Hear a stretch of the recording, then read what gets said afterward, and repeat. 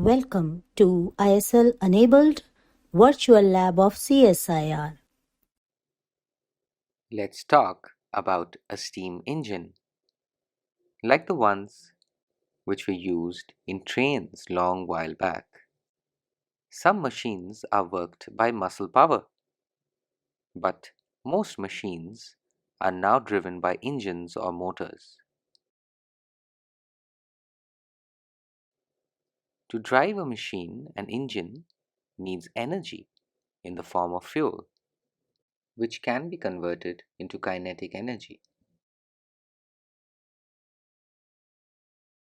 Electric motors convert electrical energy into kinetic energy.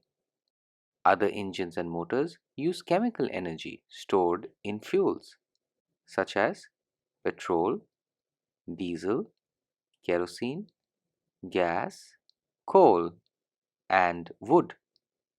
Steam engines burn their fuel in a furnace or firebox outside the engine to boil water, which produces steam, and that makes the movement possible. The three images are showing the same concept.